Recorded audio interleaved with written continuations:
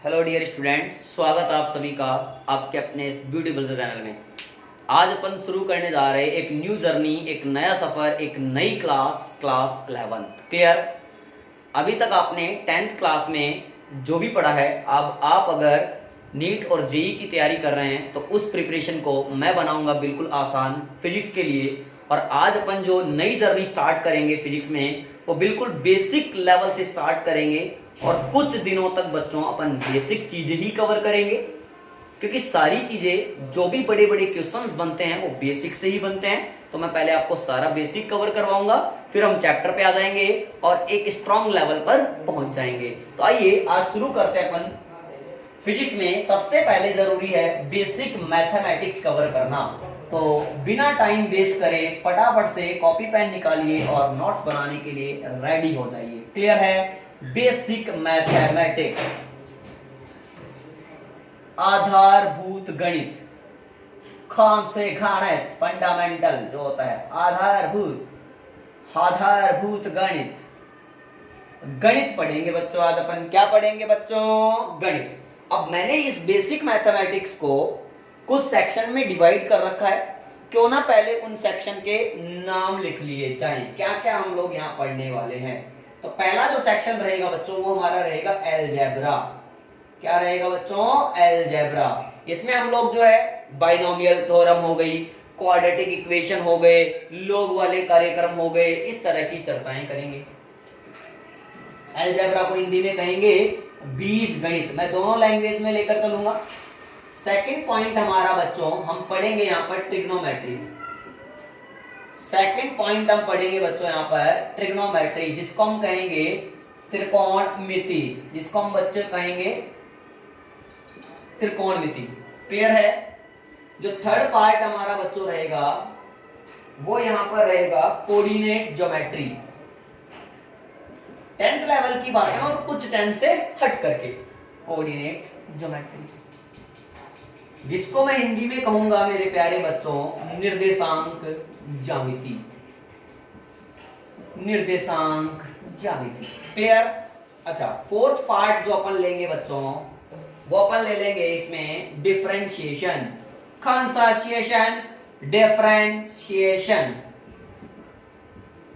अब ये जो है ये very important part of physics, अवकलन, जो कि मैथ में चलता है। लेकिन मैंने कहा मैं बनाऊंगा आपकी फिजिक्स को बहुत आसान।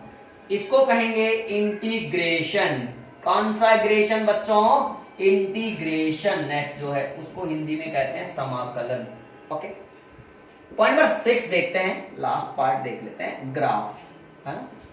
कुछ ग्राफ भी हम लोग समझेंगे। इस तरह से मैंने आपकी इस बेसिक मैथमेटिक्स को इस 6 सेक्शन में डिवाइड कर रखा है। तो बिना टाइम खर्च करे हम पहला सेक्शन स्टार्ट करते हैं। दैट सेक्शन इज अलजेब्रा, बीज गणित। ओके, आइए प्यारे बच्चों, सबसे पहले मैंने इस अलजेब्रा की बात करी और अलजेब्रा के कुछ पार्ट हैं अलग अलग। तो इसमें ए पार्ट मैंने क्वाड्रेटिक इक्वेशन उठा लिया। क्वाड्रेटिक इक्वेशन,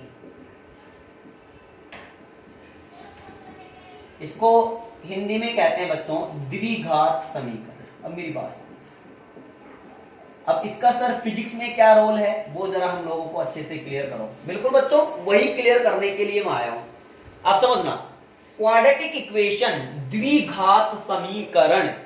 भैया इक्वेशन दो नहीं है, इक्वेशन तो एक ही है। Oh my God, one equation. और एक इक्वेशन है और उसमें अननोन क्वांटिटी भी एक ही है, वन अननोन। लेकिन मजे की बात यह है कि उसमें वैल्यूज कितनी आती हैं? टू वैल्यूज निकल के आती हैं।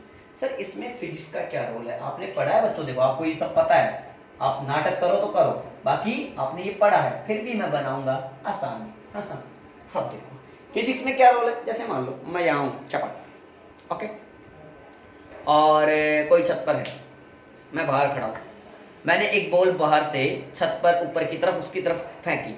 अब बात समझना, अगर वो बंदा यहां से मेरे से लेकर के वहां तक की जो हाइट है, उस बंदे की जो हाइट है, वहां तक की जो हाइट है वो h है, और मैंने बॉल वहां फेंकी, तो बॉल ऊपर जाएगी और फिर नीचे भी आएगी अगर वो नहीं पकड़ पाया तो, बात समझना। और बॉल ऊपर गई फिर नीचे गई, तो इसमें टाइम पूछ सकता है। देखो जैसे मैं आपको बताऊं, जैसे ये ग्राउंड है, ग्राउंड रे ग्राउंड तेरी नैया अजीब रे, और यहाँ छत है और यहाँ कोई पप्पू बैठा है। यहाँ कौन बैठा है बच्चों? कोई पाप पाप पाप पाप हक पाप। इसकी ग्राउंड से जो हाइट है वो ले ली मैंने, कितनी? एच। कितने ले ली रे बाबा? एच ले ली रे बाबा। ओके पापा, एच ले ली। अब समझना रे बाबा, यहां से अगर बॉल डाली गई वो जाएगी, मैक्सिमम हाइट तक पहुंचेगी और वापस नीचे आ जाएगी। माना कि इसके हाथ में आने में जो टाइम लगा वो कितना लगा? टी लगा। कितना टाइम लगा बच्चों? टी लगा। बात समझना। या फिर अच्छा इसकी यहां तक की हाइट ले लो ऐसा ना, तो अपन कह रहे हैं कि जो यहाँ का टाइम लगा वो कितना लगा? टी लगा। अब इसमें दो वैल्यूज कैसे हो सकती हैं? देखो इक्वेशन होगी एक, लेकिन टी की वैल्यू निकलेंगी दो। अब टी की वैल्यू दो कैसे निकलेंगी सर, ये जरा समझाओ हम लोगों को। टी की वैल्यू बच्चों वो कह सकता है कि find time when ball is, देखो यहां से फेंकी गई थी ball is at height H. वह टाइम बताइए जब बॉल कहां पर हो? एच हाइट पर हो। और वह टाइम बताइए जब बॉल वापस नीचे आ रही हो, नीचे पहुंच गई हो, हाँ या ना? तो दो टाइम हो गए। इस तरह से टाइम पूछने वाले केस में और भी कई चीजें बनेंगी, उनमें अपन क्वाड्रेटिक इक्वेशन की हेल्प से सॉल्व करते हैं। अब बच्चों बात यह है कि सर जो क्वाड्रेटिक इक्वेशन होता है उसका स्टैंडर्ड फॉर्म क्या होता है? देखो ये सब चीजें नोट्स में लिखनी है आपको। तो स्टैंडर्ड फॉर्म लिखते हैं पहले। स्टैंडर्ड फॉर्म ध्यान से देखना। स्टैंडर्ड फॉर्म होता है ax square plus bx plus c is equal to 0। आप लोगों को पता है, आप लोग जानते हैं। यहां पर बच्चों मैं बात करूं a b and c is equal to constant, ये सारे क्या है? कांस्टेंट वैल्यूज हैं। और x क्या है? वेरिएबल है। x बच्चों क्या है? वेरिएबल है। अब मेरी बात समझना, मैंने यहां पर x में ये इक्वेशन बनाया है, तो x की दो वैल्यू आएंगी, अननोन क्वांटिटी यही है। अब वो किसी भी वेरिएबल क्वांटिटी को चाहे जैसे y, z, a, b, c, p, q कुछ भी किसी भी प्रकार से अपने हिसाब से सिंबलाइज कर सकता है, और कांस्टेंट को भी किसी भी हिसाब से सिंबलाइज कर सकता है। ओके बच्चों, इस तरह से ये है। अच्छा बच्चों इसमें अगर x की दो वैल्यू निकालनी है तो किस तरह से सोल्व करना होगा? तो solution of quadratic equation. Shridharacharya x is equal to minus B plus minus under root of B square minus 4ac upon का 2। बच्चों एक बार रखेंगे प्लस तो वैल्यू बनेगी x1। मान लो इसके दो वैल्यूज हैं, एक x1 है तो एक x2 है, बात समझना। तो प्लस रखने पर आया x1 और माइनस रखने पर आया मान लीजिए x2। क्लियर? तो अपन इसको अलग से भी लिखें तो कैसे लिखेंगे? आप यहां तक का नोट करो, फिर मैं आगे बढ़ता हूं। यहां तक समझ में आया? अब देखो, अब आ गया। अब मैंने क्या करा बच्चों?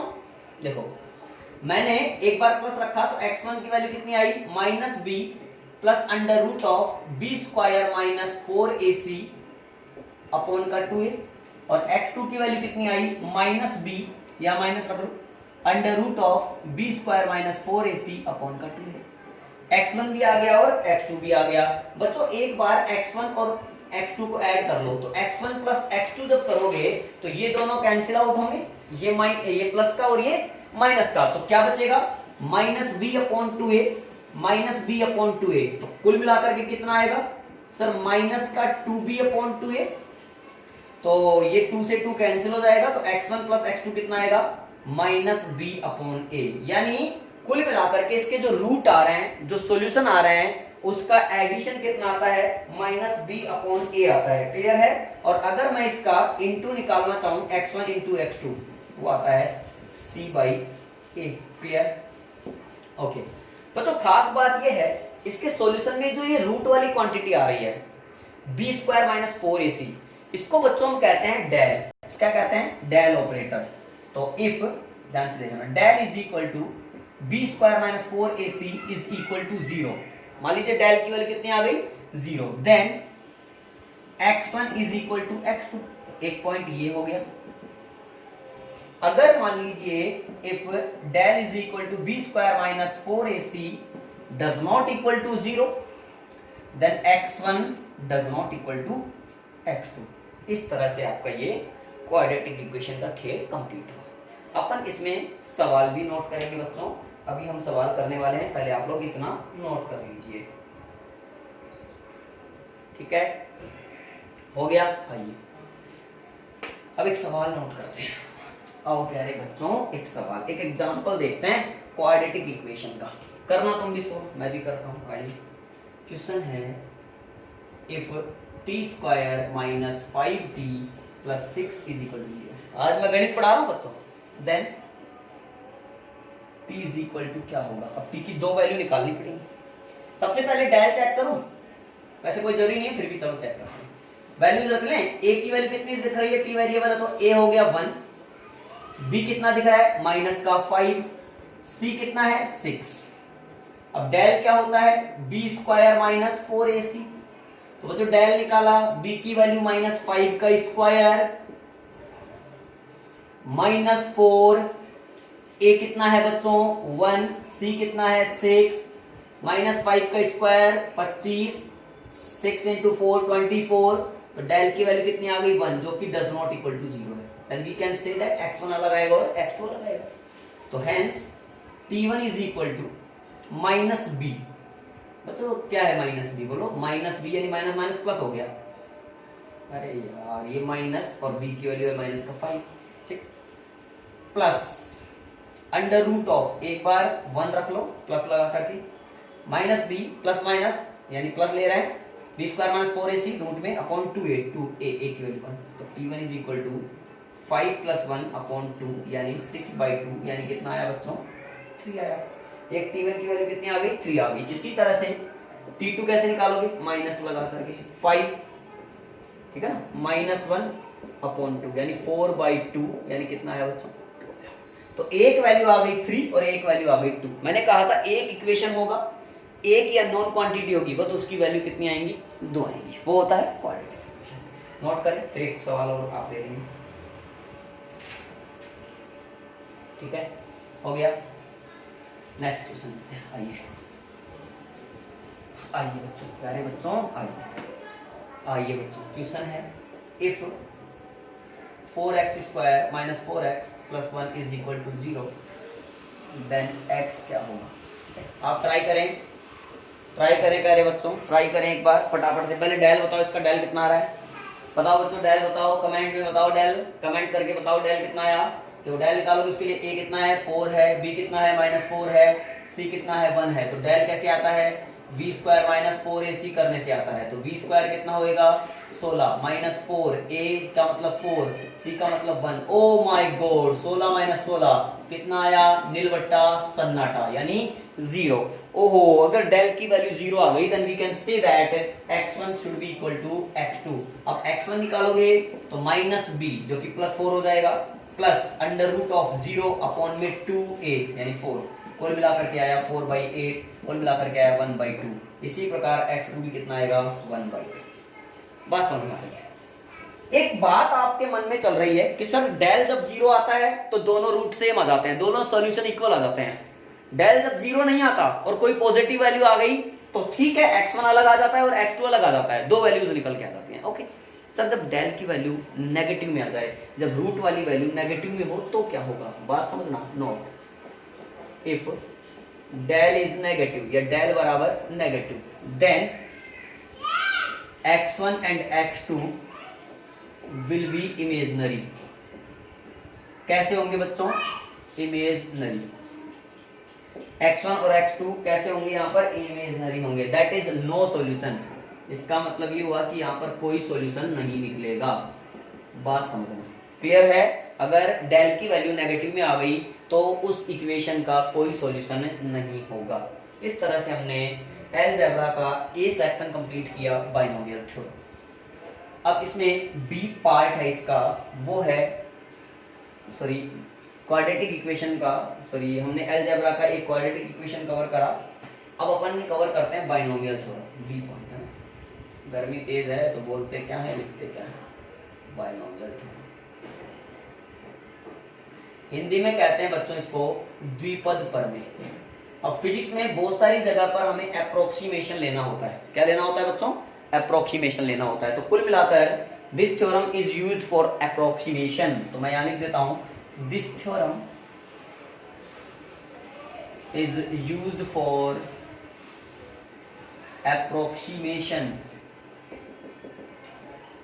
approximation in numericals। Okay, numerical में अप्रोक्सीमेशन लेने के लिए इसका यूज किया जाता है। अब इसमें अपन एक फॉर्मूला दिमाग में रखेंगे, इफ x की वैल्यू 1 से बहुत कम हो देन 1 प्लस x की होल पावर n जो होगा, इस तरह का फॉर्मेट बनेगा कहीं पर। तो उसको कैसे सोल्व करते हैं, 1 प्लस यानी इसको एक्सपांड कैसे करते हैं, 1 प्लस एक्स की होल पावर n है, तो हमारे ज़्यादातर ऐसा ही आएगा, x की वैल्यू 1 से छोटी होगी, उस कंडीशन में 1 प्लस एन एक्स, इस n को अंदर डाल देंगे तो 1 प्लस क्या आ जाएगा, ये n इंटू एक्स आ जाएगा, ये फॉर्मूला बन जाएगा। जैसे मैं एक एग्जांपल लेकर के बताता हूँ, 3 प्लस 4x की होल पावर 3 7/3। बोला इसको सोल्व करो बच्चों, तो ठीक है, इसको कैसे सोल्व करना है देखो। सबसे पहले यहाँ पे 1 बनाओ, 1 नहीं है तो इसको 3 को जब कॉमन लोगे बाहर तो पावर के साथ आएगा, 7/3 बाहर आया, क्या बनेगा 1 प्लस 4/3x की होल पावर 7/3। इसको थोड़ा और सिंप्लीफाई करा, 3 की पावर 7/3। अब 1 प्लस 1 से छोटा है या बड़ा है, सर 1 से छोटा है कि बड़ा है, सर ये छोटा है, तो फिर इसको क्या करना पड़ेगा हम लोगों को, सर इसको हम लोगों को सोल्व करके 1 प्लस nx यानी 7/3 4/3x, इस तरह से इसको सोल्व करके हम लोग लिख देंगे, तो आंसर जो भी होगा वो आ जाएगा। आया समझ में? अब एक अच्छा क्वेश्चन हम लोग करेंगे, पहले आप लोग इतना नोट करें।